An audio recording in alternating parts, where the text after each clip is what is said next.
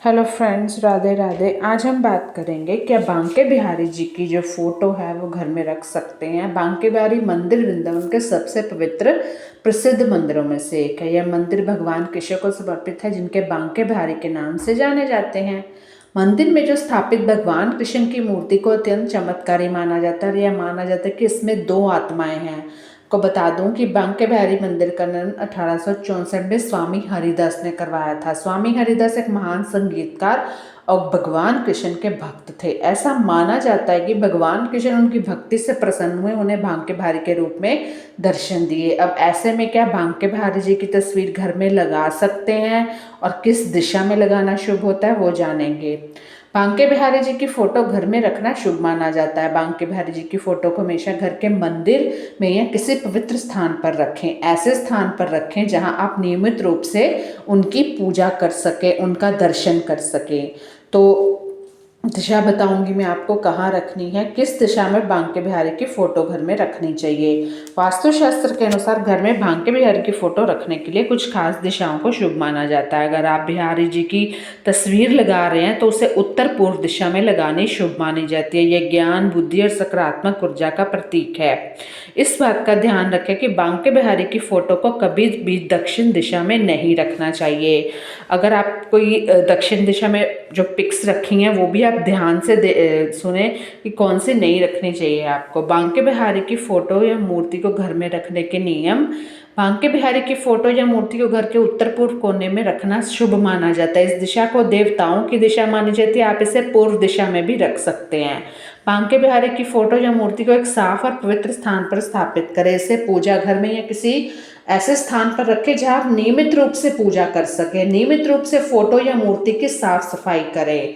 प्रतिदिन उनकी पूजा करें, उन्हें फूल, फल और मिठाई अर्पित करें। क्योंकि आपने पिक्स रखे, कभी कभार आप बीमार हैं, नहीं हो सकता तो वो अलग बात होती है।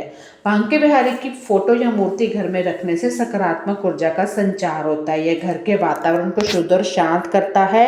बांके बिहारी की पूजा करने से आर्थिक स्थिति में सुधार होता है, घर में धन समृद्धि आती है। बांके बिहारी को मनोकामना पूर्ति करने वाला देवता माना जाता है। उनकी सच्चे मन से पूजा करने से भक्तों की मनोकामनाएं पूर्ण होती हैं। मतलब कि दर्शन करने तो वृंदावन जब भी जाते हो तो देखो, उनसे जुड़ी हुई बातें बताऊंगी। तो आप जब ट्रिप बनाते हो जाने का तो उन दिनों के आसपास जाना। देखना, बिहारी जी की एक मंगला आरती साल में होती है, एक दिन में होती है। क्या आप जानते हैं बिहारी जी की मंगला आरती साल में सिर्फ एक दिन होती है। हर साल भगवान श्री कृष्ण के जन्मदिन यानी जन्माष्टमी के दिन ही बिहारी जी की मंगला आरती होती है। रोजाना जो आरती होती है वो बांके बिहारी जी की श्रृंगार आरती होती है।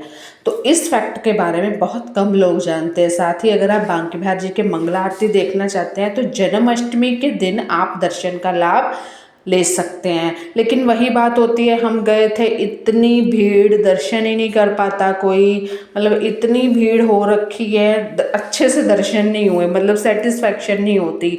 और जो जिनको दर्शन होते हैं उनके साथ बड़े बड़े वो बॉडीगार्ड्स वगैरह, बड़े बड़े लोगों के दर्शन होते हैं। हम तो दर्शन अच्छे से कर नहीं पाए। खैर, ईश्वर तो मन में बसता है। ईश्वर हमें जहाँ रखे सुखी रखे, और हमें क्या चाहिए। यह तो सभी को पता है, भगवान श्री कृष्ण को बांसुरी कितनी प्रिय है, लेकिन वो रोजाना बांसुरी धारण नहीं करते। मंदिर के पंडितों का कहना है कि बांके बिहारी का हाथ बहुत कोमल है, इसलिए वो रोजाना बांसुरी धारण नहीं करते हैं।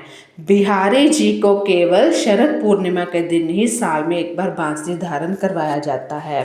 तो जब अगर आप हो सके तो पूर्णिमा के दिन अगर आप प्रोग्राम बनाते हैं तो तब जाए, वो ज़्यादा शुभ होता है। बिहारी जी के चरण दर्शन साल में एक दिन, केवल एक दिन होते हैं। रोजाना आप बिहारी जी के चरण कमल का दर्शन नहीं कर सकते। उनके चरण का दर्शन केवल एक दिन यानी अक्षय तृतीया के दिन होता है। तो तीसरा मैं बताऊँ, अगर प्लान बना रहे हो तो इन दिनों के आसपास जाइए। रोजाना बिहारी जी के चरण कमल राधा रानी के लहंगे से ढके हुए होते हैं, ये आप ध्यान से देखना।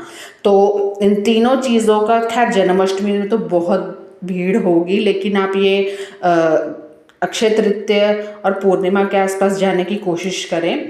बांके बिहारी अर्धनारेश्वर के रूप में है। बिहारी जी की मूर्ति को ध्यान से देखने पर आप पाएंगे कि एक तरफ बिहारी जी है, दूसरी तरफ राधा रानी है, लेकिन बिहारी जी को आप एक टक नहीं देख सकते क्योंकि उनका पट लगातार बंद होते रहता है।